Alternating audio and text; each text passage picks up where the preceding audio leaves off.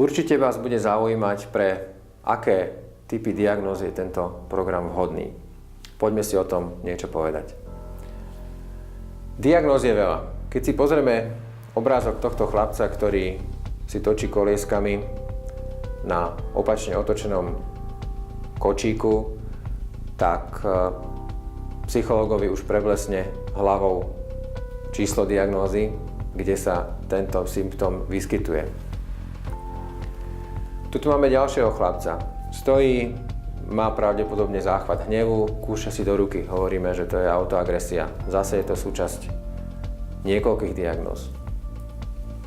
Tu máme ďalšieho chlapca, ktorý si leží na tráve a opakuje si vetu. Zas a znova leteli v lietadle, zas vypadol, kto ostal, znova ostal. A toto si opakuje napríklad 1,5 hodiny. Keď tohto chlapca uvidí psychológ, takisto mu to zacvakne a hneď si ho zaradí do určitej poličky medzi ostatné iné deti, ktoré už predtým v takomto stave videl. Takže diagnóz máme veľa. Diagnózy sú dôležité, pretože sa ich dá ľahko orientovať, vytvárajú určitý poriadok. Dajú sa poukladať relatívne pekne vedľa seba, tak ako sú tieto knihy v tejto knižnici. Dajú sa potom sumarizovať v ďalších veľkých knihách, napríklad ako je veľká, pekná, múdra kniha Klinická psychológia a rôzne ďalšie. Napriek tomu sú chvíle, kedy zabudnúť na diagnózu má svoje výhody. Samozrejme, že na ňu nemôžeme zabudnúť za každých okolností, ale v istých momentoch je výhodné, keď diagnózu úplne zahodíme. Tak, ako ju zahadzoval tento človek Carl Rogers, ktorý je zakladateľom psychoterapie zameranej na človeka. V angličtine sa označuje skratkou PCA a tento človek má pre mňa zaujímavý prístup a to je ten, že keď k nemu príde klient na sedenie, nezaujíma ho vôbec, akú má diagnózu.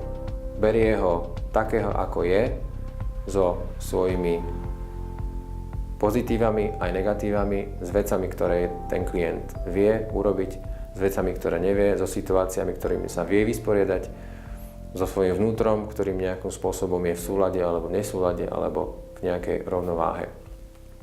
Takže tento človek mňa zaujal tým, že zahodí všetky diagnózy a pracuje s tým človekom a snaží sa ho pomocou psychoterapie zameranej na človeka postupne meniť. Prečo je dôležité niekedy diagnózu nechať bokom? Pozrime sa na tento obrázok. Tuto máme 3 deti, ktoré majú rovnakú diagnózu F84. Povedzme, že ten postih toho dieťaťa je zhruba takýto a vyplýva z diagnostickej správy. Ale v reálnom živote je to tak, že to dieťa má niektoré schopnosti, ktoré diagnostika neodhalí. A samozrejme má aj veľa deficitov, ktoré diagnostika neodhalí.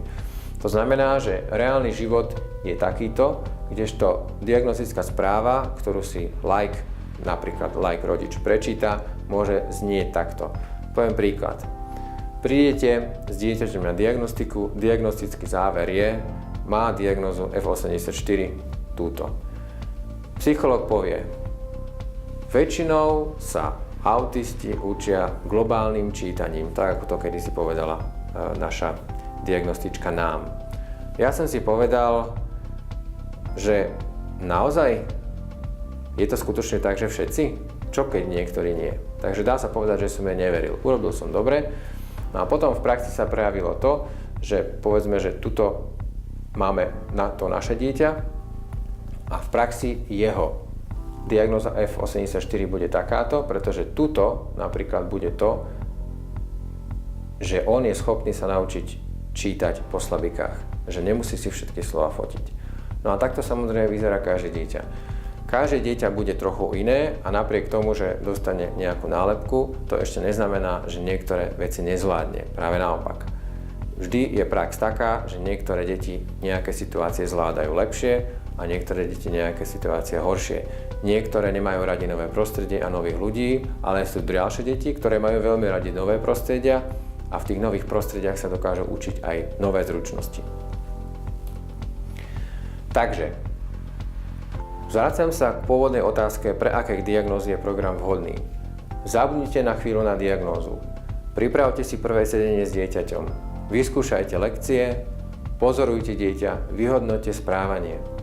V demo verzii je dostatok lekcií na to, aby ste zistili, či to má pre dieťa a pre vás zmysel. Vyskúšajte, vyhodnoťte, urobte si záver.